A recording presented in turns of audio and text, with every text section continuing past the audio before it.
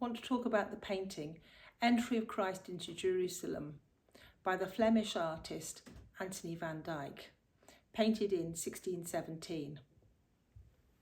Come and have a look. I have selected this one for two main reasons. The painting shows the event which is celebrated on Palm Sunday by most churches. Anthony van Dyck was a portrait painter, and portraits are my special interest. Van Dyck was about 18 years old when he painted Entry of Christ into Jerusalem.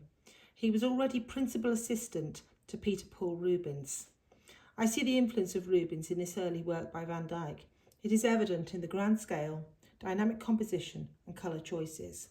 So the grand scale, it is 151 centimetres by 229.2 centimetres.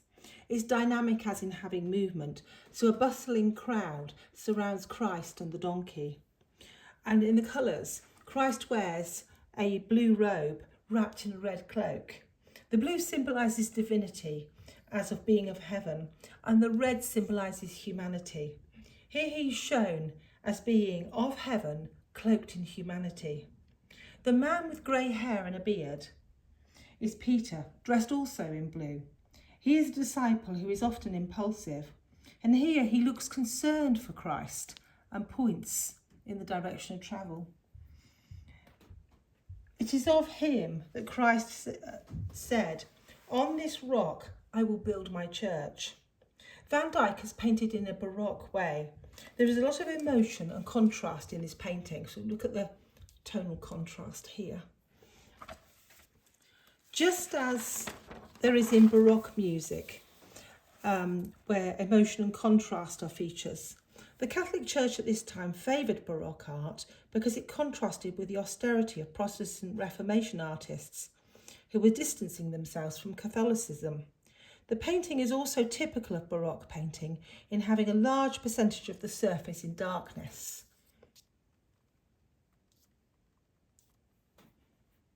This makes us look at the action and the main characters who are in the light.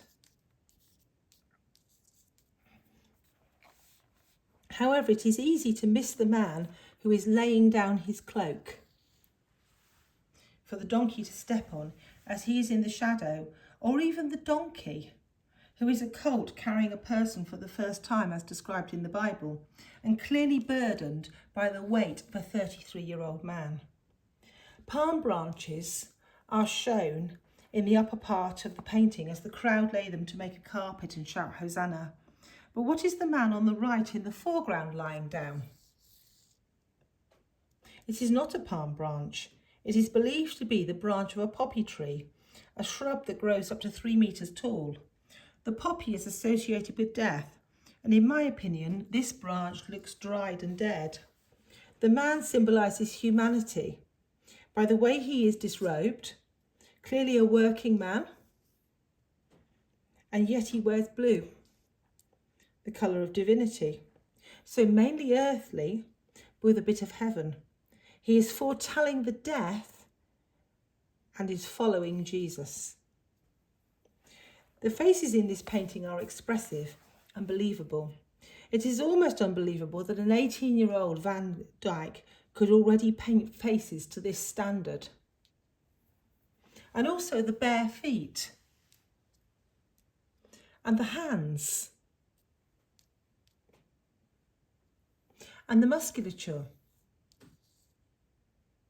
This painting allows Van Dyck to exercise and demonstrate his skills, which in my opinion are already on a par with Rubens and will go on to surpass.